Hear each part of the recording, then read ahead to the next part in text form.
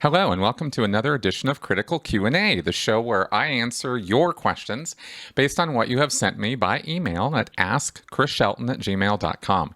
Hey everybody, I hope you got a chance to check out the podcast yesterday with Aaron Smith-Levin. We talked about his future upcoming city council run and the state of Scientology in Clearwater and what's going on with the city council there and how much Scientology's influence exists in that city, and cleared up a lot of questions and maybe some confusions out there.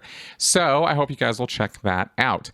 Unfortunately, as you can see, my desk is a little emptier than usual because a key piece of equipment for my channel kind of shut down, and we were not able to do our live stream this week, our Critical Conversations. I've got my fingers crossed that it will be back. I had to ship the equipment off out of state to get it fixed, and I hope it gets back this next week in time for me to do the Critical Conversations show for this next week. No promises yet because I don't know when it's going to come back, but as soon as it does and I can get set up again, we will be back in business on our live show, which we do each week. I really, really love doing that show, and I love interacting with you guys. So it's really bumming me out that I need to cancel it for a couple weeks, but or at least for this last week. Like I said, hopefully we'll have it fixed. It's just I can't take phone calls without my board here, so my Rodecaster. So anyway, that's what's happening there. But I can still do these, and I can still do interviews with people, and so those are still going forward at full speed. All right. In fact, more very interesting interviews already in the can for coming the next couple weeks on the podcast, which I think you guys are going to be pretty interested in. It's pretty interesting stuff. And of course, we have your questions for the week. So let's go ahead and get straight onto them. Oh, nope. Sorry. One other thing I got to put in. I usually do this at the end of the show, but I got to put it up at the beginning every couple weeks just to make sure everybody knows. One, I have a book out there. It's called Scientology A to Xenu, and I'll throw it up on the screen here. If you don't know or haven't seen this, then I got to plug it to you because it's a real good survey and question answering thing for Scientology. If you're at all interested in any of that, check out my book. And I have to say also that this show and my channel is fan-funded 100% by you guys.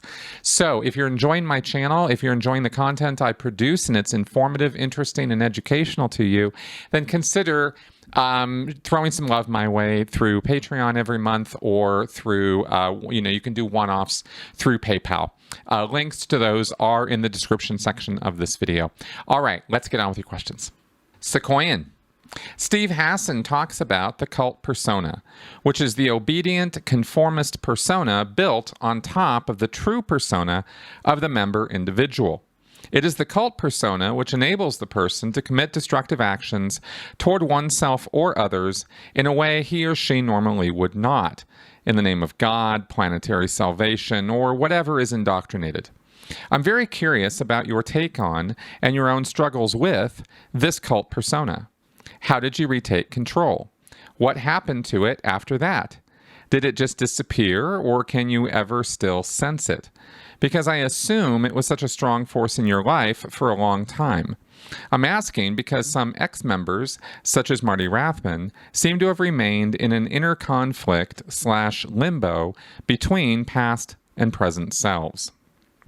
All right. Thank you very much for this question. I'm glad to give my own ideas and insights about this. Specifically, I don't really think of this cult persona thing as a separate personality. The way you describe it in the question here gives me the impression of an almost like a schizophrenic kind of separate, personality, split personality thing.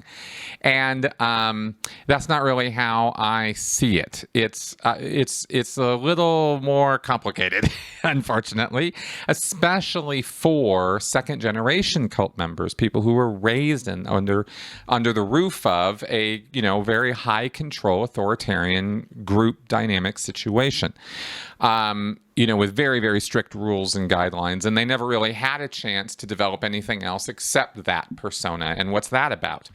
Well, it's an interesting thing. So what we really are talking about when we're talking about a cult persona, at least as far as I'm concerned, is we're talking about a value set or a belief set, which includes not just some ideas or some beliefs, but an acculturation, a set of social values, manners, etiquette, rules, guidelines, ways you act, ways you don't, things you can say, things you can't, things you can think, things you can't.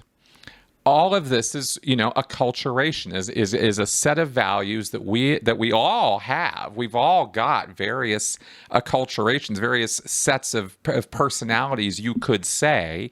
You can frame it that way, but it's really just this set of values that we carry around with us that we apply under certain circumstances. And when you're in a high control group or an authoritarian totalist group, these words are used because we're trying to get across the idea that they are very overwhelming and overbearing on a person's psyche. And they affect every part of how the person thinks or acts or looks at the world. And in fact, it even impinges on or affects their ability to perceive the world objectively. There's a filtering process that occurs with a lot of these values where inputs of sight and sound and smell and whatnot end up going through these filters of what is and isn't acceptable, what isn't good, what isn't bad, right?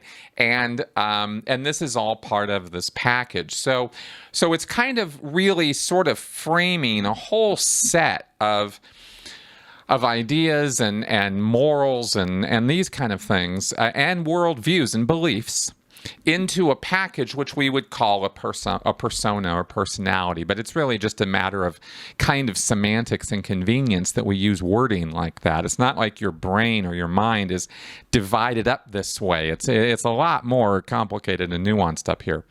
So that all kind of being said, in other words, it's kind of complicated. We try to simplify this by making the analogy of it's like a different personality. And so using or extending that analogy, for myself, coming out of Scientology really means coming out of a cultural mind space, a cultural space where the Scientology culture has that bubble world that we talk about, has all these separate values and ideas. And this whole us versus them is kind of what sets the boundaries or the borders of this bubble world. We're us and they're them outside of this boundary that we've set up. And so the personality is when you come out of that bubble world, when you stop living in that culture, the cult, I'm using the word culture on purpose here, right? Because cult and culture are very, very connected ideas. A cult is just a very extreme or very focused culture. It's very small, it's tiny compared to the larger culture in which it exists, which generally has wider, broader values and beliefs and more accepting and more tolerant ideas and beliefs than the little tiny subculture or cult that we go on and on about.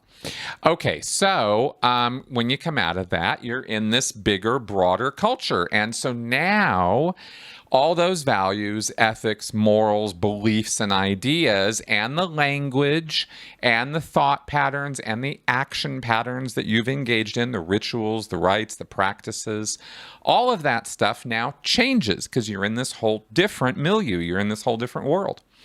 And the culture's different. So you have to now change and acclimate to this new situation. All of us experience this. Every time we move, we experience a reacculturation of some kind. You're in a new environment, new setting. When we get a new job, we experience this kind of thing. So you can stretch that persona analogy to this too. And you could say, well, in one job at McDonald's, you have a McDonald's persona. And when you leave McDonald's and you go work over at Burger King, well, you're going to have the Burger King persona and you're going to have to adopt that. And that's going to have a slightly different values. There will be commonalities, but there's also going to be differences. And we harp on those differences and complain and talk about them all the time. So that's kind of how this works. As far as me retaking control, first it was learning about all this. It was about figuring out, that this was something that is part of my upbringing, part of my life experience, was that I was acculturated to a very extreme belief set and totally bought into it, right? And viewed the world through that lens. So once I knew that that's what had happened, reading Hassan specifically with combating cult mind control, reading, Singer and Lalich and various other authors with Cults in Our Midst and other works, you learn about the process of what happened. And you go, oh, okay, yeah, persona, got it. And then you go, okay, well, if that's the case, then I can start subscribing to different value sets and different ideas, and I don't have to keep carrying around these ideas and these action patterns of how I should behave. I can start shedding some of that. So the very first step of taking control or retaking control is first learning that there is something you have to take control over, and that there is something there that affected you in a very deep way, and you need to figure out what the anatomy of that is. What happened to it after that? Did it just disappear? Can you still sense it? Well, this is what we talk about when I mention, the language, for example, or some of the ideas that the language represents. The PTSness, right? Every time somebody is sick in Scientology, you assume the person is a potential trouble source, and there must be some suppressive person or suppressive element and re-stimulation in their environment. And if you've been watching me for long enough that all that just makes sense, yeah, okay, that's straight Scientology. So if you believe that, if you subscribe to that, then of course every time there's an accident or illness or injury, you're going to be looking around for the SP. And it took me quite a few years to sort of stop thinking that way. But first, acknowledging that I was thinking that way, that was an ingrained habit that I'd had, and that I needed to actively sort of push back against it when it cropped up. Oh, yeah, Scientology. Okay, good. Well, that's not actually true, and I don't have to think like that. And after you do that enough times, and it's active, you have to really practice it. It's not a passive thing. When these culty ideas or cultic language or action patterns come up, you have to actually be self-aware enough to go, oh, right, yeah, okay, that's the cult talking. That's not me. Right? It's an old habit, and you have to actively undo those habits by learning new ones. It's kind of how we work. So you adopt new ways of thinking or new ideas to take over the place of the old ones, and you learn to stop using the Scientology language because it's really not helpful to understand how things really work. The Scientology language locks you into these thought patterns and these action patterns. So by sort of consciously working to undo that language and not use it, you overcome the cult persona, if you see what I mean with all this. So that's kind of how it works, and that's been my experience with it. And I stressed there the need to consciously work on this because it does take learning and it does take work. It's not something that just happens to you over time, naturally or organically. In fact, if you don't do something about the habits that you have, whether they're cultic thought patterns or smoking or drinking or whatever it is, you know that if you don't do something conscientious about it, that you're going to continue acting that way, or you're going to continue thinking that way or saying the same things over and over again. So it takes that conscientious work. And I stress this because you mentioned, people like Marty Rathbun, who are people who are not interested in doing that work, who pretend to do that work or think they're doing that work, but really are reinforcing some of the cult stuff. It's hard. This isn't easy to do, and it's not like it's like any of us are naturally inclined to figure it out. It's there's a lot of people, especially with Scientology beliefs, who think psychiatry and psychology are full of shit, have nothing to offer, who have very weird ideas about spirituality, who have some, coming out of Scientology, you're going to have some pretty goofy ideas about science, about religion, about tradition, about Buddhism. You're going to have all kinds of crazy ideas about Buddhism. And and a lot of other things. And so if you don't work to overcome that, you might think, oh, well, yeah, I don't use the Scientology language anymore, so I'm all good. And it's like, well, no, there's a little bit more to it than that. I mean, that's a good thing. I'm definitely saying, it's not like, that's not nothing. But there's more to it than that. And I don't think, in my passing knowledge of Marty Rathbun as a person, it doesn't appear to me that he's really done that work. And so he and other people who come out of these situations still cling very, very strongly to some of those cultic ideas. And unfortunately, a lot of those ideas are based on just false premises or are just totally wrong. They are arbitrary ideas from L. Ron Hubbard, and they're not really, very true. So people can continue to get into all kinds of trouble trying to make those things make sense and make them true, and that's where you get trouble. So that's that. I don't know. That's pretty much all I can say about that. Tiger R. I'm trying to figure out the logical implications of billion-year contracts. Since Scientologists take all of that at face value, they should expect to see reincarnations joining the Sea Org. Does the Sea Org ever try to recruit people by claiming they signed a contract in a previous life? Did Hubbard try to develop a tech to locate the reincarnations of Sea Org members the same way Vajrayana Buddhists have methods for finding the next incarnation of a tulku? Conversely, can people claim that they don't have to sign the contract because they already did in a previous life, maybe if they uncovered past life memories that fit the narrative? Is there any tech or procedure for that specific situation? If that's not the case, does it mean every single Sea Org member ends up blowing, quote unquote, when they die? That would be a depressing thought for a Scientologist. All right. Well, first off, congratulations on trying to apply logic to billion-year contracts. Good luck with that. And I'll gladly take up your questions here because, yes, Scientologists do expect that there will be what they call returnees. And this isn't like some Hubbard word. It's just sort of this sort of informal word that came up along the line in the culture, and that is that, people who come back are returnees. Remember, the motto of the Sea Org is, we come back. And they all have or share this sort of myth that Hubbard sort of put out there to the original Sea Org members, that the Sea Org has been around before under different incarnations as loyal officers from the OT3 narrative, etc., and that these band of Thetans have been trying to, do good in the universe for a very long time, and this kind of nonsense. So at least that's the implication from Hubbard's story that I get. Anyway, so yes, it is thought that there will be returnees, people who have been in the Sea Org before.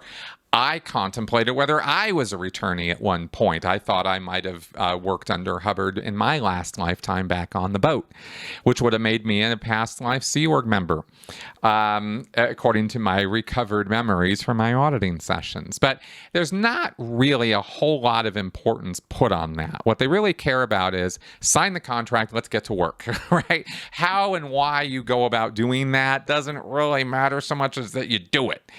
The contract is never considered a legally binding anything inside the culture of Scientology. It's a symbolic gesture. This is understood.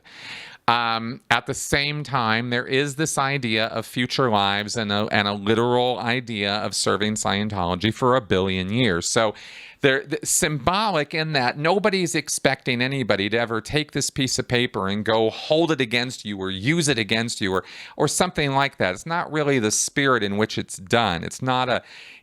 You're not signing a contract when you sign a Sea Org contract in the same mindset that you're signing a contract for an auto loan. That you're going to be paying this back and it's going to be this sort of drudgery and it's going to be sort of difficult. It's not like that. I'm signing this symbolic thing that I'm going to do this. I'm committed. It is certainly a full lifetime commitment. That much you are definitely doing when you sign that contract. The next lifetime and the lifetime after that, yeah, sure. Yeah. Of course I'm coming back. It's not like we didn't think we were, but you just don't really think about it too much. It's one of those things where the reason you see me kind of hemming and hawing and going around on this is because you guys think a lot more about this than we ever did. And I think that's kind of the point I'm trying to make with all this explanation, is there really wasn't a lot of thought given to it. It's just Scientology's good. I have to do this because if I don't, I'm contributing to the world going to hell in a handbasket. And that's kind of the amount of thinking that's done when people are recruited into the Sea Org. That's really what you're trying to push on the person and get across. And I recruited a lot of people into the Sea Org doing exactly that. Okay, but you're asking great questions here, so I'm not knocking you asking me questions about it. I'm just letting you know you're thinking about it way more than we did. Okay, did Hubbard try to develop a tech to locate past Sea Org members? No, there's nothing like that in Scientology at all. There are hopes, there are aspirations on the part of Scientology parents that their kids might be returnees and even past life Sea Org members. Sea Org members aren't having kids, so that's not part of the picture. You know, they're not. The Sea Org isn't self-propagating that way. So there's no mechanism in Scientology to hunt down or find a past life Sea Org member. They will use an e-meter in auditing to confirm or verify your past life memories, but the point of auditing isn't really to do that. So there's not like a test, or nobody's going to put you on a meter and start asking you sharp and pointed questions about your past life Sea Org experience unless they think there's some moral transgressions connected with it, in which case they're doing a security check, is kind of a separate topic. Can people claim they don't have to sign the contract because they already did? No, nobody's trying to get out of signing the contract that way. And if some Scientologist says, "Oh yeah, no, I already signed one of those," they're going to go, "Great, report for duty," right? It's like, let's go. I mean, it's not like that's going to get you out of anything. It's only going to get you more into it, you know? Is there any tech or procedure for that? No, there's not. But no, that doesn't mean that Sea Org members are blowing when they die. It's what happens when a Sea Org member dies is a memorial issue, a memoriam issue, is written about them and their accomplishments in their life. And then, they became a Scientologist at blah, blah time, and they joined the Sea Org, and they did this, and they did that. And it's usually about a page-long issue. At least this is what they did for years when I was still in. I don't know if they're still doing this, but when a Sea Org member died, you would get one of these in memoriam issues, and it was usually written locally and then approved and sent around to everybody. And at the end of it, traditionally, and this was kind of a Sea Org tradition, I don't know where it came from, but it was, kind of legit. This is what would happen is at the end of the memoriam, it would say, Joe Blow is granted a 20-year or 21-year leave of absence. And so, the idea amongst all the Sea Org members reading it being that Joe Schmo is dead now and they're going to go get another body. In fact, by the time I'm reading this, they probably already have, because it happens pretty quick, to our way of thinking as Scientologists. And so they're going to have... It's a powerful enough thing that we kind of thought, well, they're going to have little bells ringing. They're going to have little inclinations of things, and they'll find Scientology again, and they'll come back, right? And the proof of that is, look at those of us who did. So this is kind of how it's thought about in the Sea Org, and that's really, maybe other people in their Sea Org experience thought about this differently. I can really only share what went on in my head, but yeah, that's all I can say about that. Dave Hendrick. It's well established now that L. Ron Hubbard spent the last few years of his life on the run from the FBI after Operation Snow White and became a sort of Howard Hughes figure. He was hugely paranoid, was injecting strong sedatives when he died, and was drinking heavily, resulting in pancreatitis that almost killed him a few months before he died of a stroke in a camper van. I've even read that he had a massive golf ball-sized cyst on his forehead. Now, I'm sure within Scientology, this is not the grisly picture that is painted of Hubbard's twilight years. So how exactly is the grim last decade of his life depicted through the airbrushed, Vaseline-smeared lens of Scientology? Is Operation Snow White even addressed? All right, Dave, thank you for this question. It's a good one.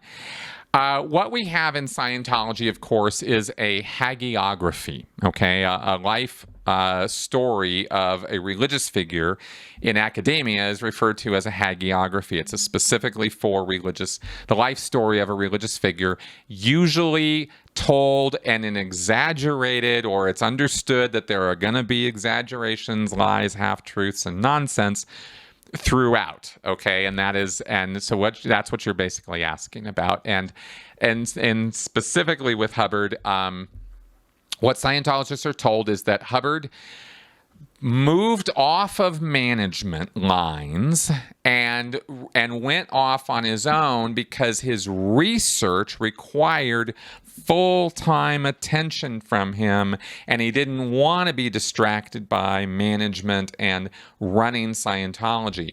He originally pulled back from management in 1966 when he started the Sea Project, which became the Sea Organization.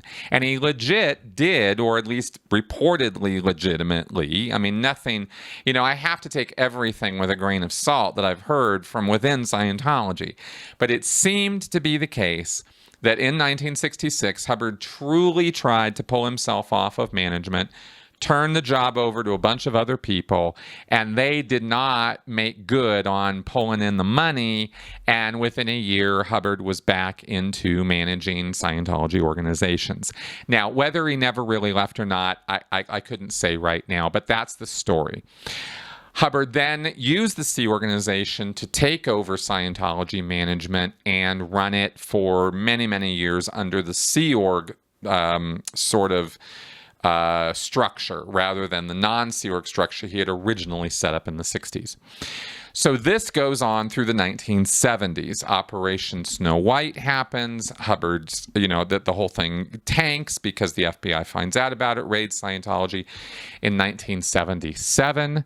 This is a huge fiasco. These are tremendous legal bills. Hubbard is now, really fugitive. He was already, evading taxes and stuff, but this was much more serious. He was an unindicted co-conspirator. His wife was an indicted co-conspirator, and so Hubbard had to disappear. And they had just moved to Clearwater and were trying desperately to get Hubbard's name cleared so that he could be a public figure again out in the open. But with the fiasco of Operation Snow White, that became a bit of a pipe dream and he had to disappear. So a new management structure was set up, and we've done videos about this already. And Hubbard then used that new system and structure to pull the same thing he did in 1966, where he said he was pulling himself off the lines. And he wasn't really, though. He still very much was managing Scientology from this camper van, from his Bluebird. And he hit the road.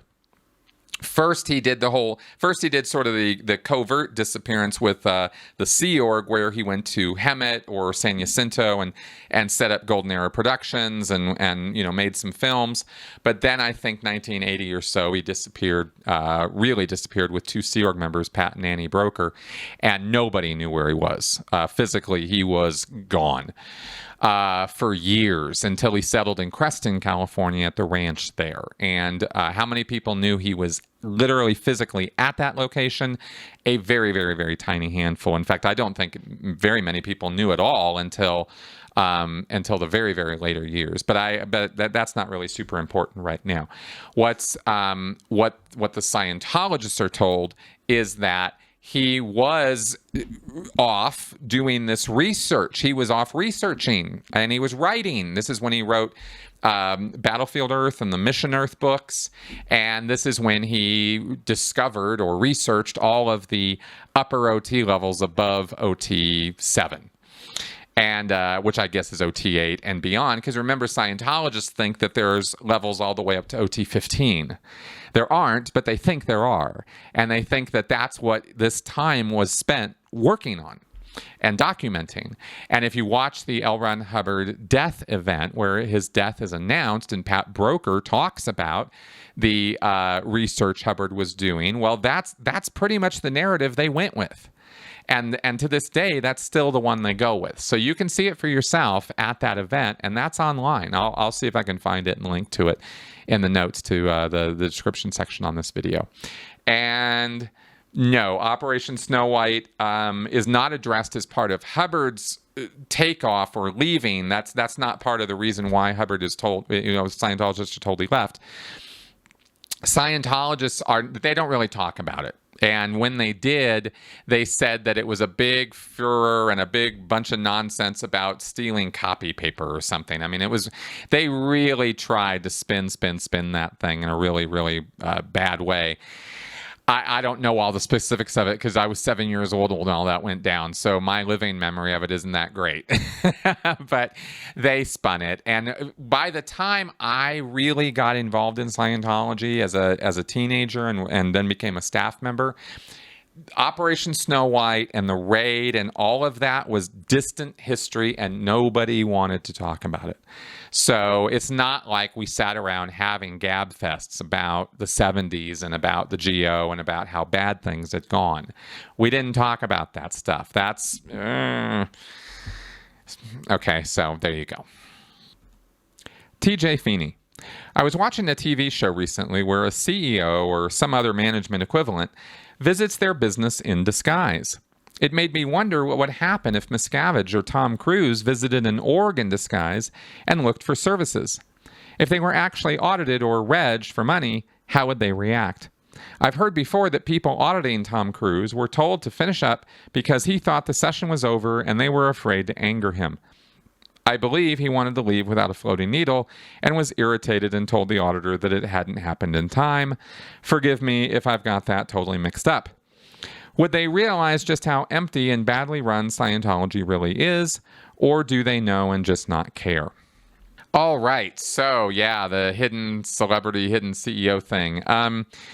Okay, David Miscavige and Tom Cruise are well aware of how small, tiny, and insignificant Scientology actually is. They're not so deluded that either one of them have bought into all the bullshit that there are millions and millions of Scientologists all over the world, and it's this expanding religious movement that's taking over the planet. They're both in a position where they acknowledge that that is not the case, and they need to handle all of these SPs in the Sea Org who aren't making it happen. And all of these dilettante public and all these dilettante staff members, this is how they call them, this is how they talk about them. All these guys aren't working hard enough, they're not dedicated enough, they're not ethical enough to make it go and make it fly, and they're not following Hubbard policy and blah, blah, blah, blah, blah. This is how they talk and think to each other, at least as far as I can tell from everything I've heard and read about them. So if they were to go into an org secretly or covertly, and it would be impossible for that to happen, by the way, there are no disguises good enough to hide David Miscavige or Tom Cruise from Scientologists. Just skip that, okay? That's not how that works. So they would never, ever get away with trying to do an undercover op into an org to see how it is. But they wouldn't need to. See, every one of these orgs is already sending up exactly how they're doing. They're sending their numbers, their stats, their reports, their book sales, their money. They know to the penny how badly these orgs are doing. And Tom Cruise definitely has access to that information if he wants it. So I'll tell you what happens is, instead, what actually happens is when they're going to promote or talk about Scientology, like Tom Cruise, for example, brought some of his friends or business associates or contacts to the San Francisco Church of Scientology. And they had like a week or two heads up that this was happening. And they were told to get ready. And they had that place sparkling and clean from the bottom to the top. And that time when Cruz was settled to come in that day, they called everybody. You got to be on course. You got to get in session. You got to come in. We're having a tour. We're having a celebrity. We're having a VIP come around, and everybody's got to be here, right? And they call everybody, and they pull out all the stops to make that place look as humming and active and alive as they possibly can. And guess what? It's never good enough. I mean, I watched this go down in PAC too, and at the big blue buildings when we would have media come. If there was going to be a media story, man, it was a blitz for a week getting everybody there, right? So to schedule in for those time slots to make it look like the place was absolutely, flowing over with people.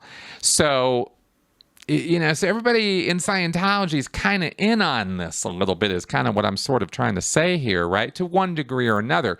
Some of them very grudgingly, some of the public are like, oh God, I got to come in. All right.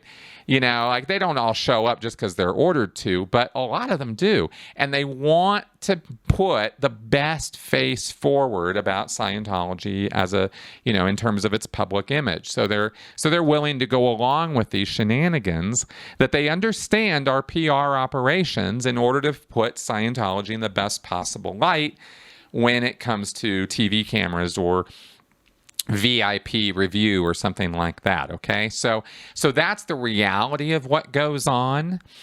So now to address your question, if they were to go to an org or they were to send a person, an agent in or something to inspect an org on the sly, on the down low, then of course heads would roll. Is what would happen, is because they'd go in and the place would be empty. There wouldn't be anybody there. I mean, that's how orgs are. There's maybe 10, 15, in a big org, maybe 20 people at a time in a course room. We're not talking about places that are overflowing with people. So they would, of course, be very upset about that. And that's not how things are supposed to look. That's not how things are supposed to be. And so, they would almost feel obligated to have heads roll because, clearly if the place is not packed and the course room's not full and the auditing hours aren't screamingly high, then that means that somebody is out ethics. Right? Somebody's stopping that from happening, and that person needs to be found, and they need to be declared or gotten off the line somehow, corrected somehow, so that the place fills up, right? This is more the attitude of Tom Cruise and David Miscavige. So that's kind of how that goes. At least that's my most honest response to your question. Bob Smith, I was hoping to get your insights on a matter I've often wondered about. Scientology seems to have had sales of books as a fundamental basis of its quote-unquote growth strategy since its inception. However, I've observed that among Hubbard's massive literary catalog, only his dreadful science fiction seems to be available in e-book format. For example, Amazon sells most of his science fiction in both physical and electronic formats, but only offers the actual Dianetics and Scientology books in physical form. Why have e-book offerings been so limited? One must assume this is a conscious strategy concocted by Miscavige, but it seems paradoxical since the group's recruitment process so prominently focuses on read a book. Bob, you're absolutely right. And this sort of contradiction is exactly why I say that David Miscavige couldn't care less about Scientology's expansion, because he doesn't even think about this stuff. We assume it's a conscious strategy, but actually the last time I had a nice long chat with Jeff Hawkins about this kind of thing, he suggested it might well be that Miscavige is just so goddamn stupid that he doesn't realize that ebooks are a thing and that Scientology books should be put out in ebook format. I mean, seriously, you wouldn't imagine that it would be that way. But keep in mind, this is the group that didn't get to CDs, to lectures on CDs until the late 90s. I mean, early 2000s. They were way late in getting to things. So it could really be that they are just so goddamn stupid that it hasn't occurred to them yet to take the books and put them in an ebook format and sell them that way. Now, if it has occurred to them and they haven't done it, then this tells you that David Miscavige just doesn't care to have Hubbard's books into ebook format, to get out into the world at large through that channel. And that means that he just doesn't care to grow Scientology. Because you're absolutely right, Bob, that Scientology's policies on books are crystal clear. If there was one thing L. Ron Hubbard wanted his organizations doing, it was selling L. Ron Hubbard's books. And he was very, very adamant about this. Books make booms. That's the name of a policy letter. Booms meaning, huge expansion periods. So Hubbard was all about getting those books out there. And again, this is one of those things where he'd be sort of rolling in his grave if he knew how David Miscavige had so sabotaged his organization, as Hubbard saw it, and his policies. So that's kind of my response to that, because it's one or the other. It's either Miscavige is so goddamn stupid that he doesn't realize that that's something that they should be doing, or he just doesn't care. I don't know which it is at this point. It could legit be either one. Both of them, of course, paint David Miscavige in the worst possible light as a manager, and they should, because David Miscavige is a horrible manager. There you go. All right, let's do some flash answers. Johnny No Stars. On OT8, you learn that most or all of the past lives you recalled in auditing weren't even your memories. So now that they quote-unquote know that, why do they still keep auditing these on the lower levels just to tell the PC later, after hundreds of thousands of dollars, oh yeah, by the way, those things never happened?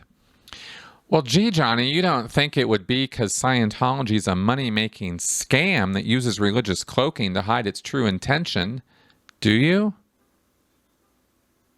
Paul Johnson. I know you said Scientology will not completely go away anytime soon, but if it did completely fall apart, what would David Miscavige do to survive? He's proven he couldn't get a job in management because he would be physically abusive to his employees. He would be the worst manager/director ever. Thank you for mirroring my sentiments, Paul. I will say that I think David Miscavige would be well suited to flipping burgers at McDonald's. And if you get that, it is an inside joke. Dave in Chicago.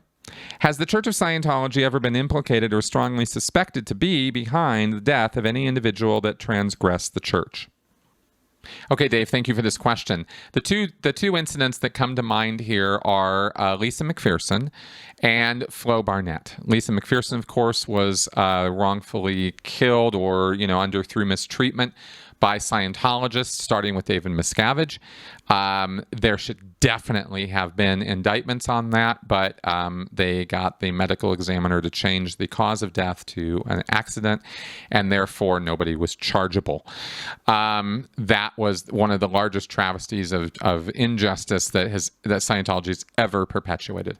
The next one is Flo Barnett. That it was Shelley Miscavige's mom. Apparently died by suicide by rifle with 3 shots.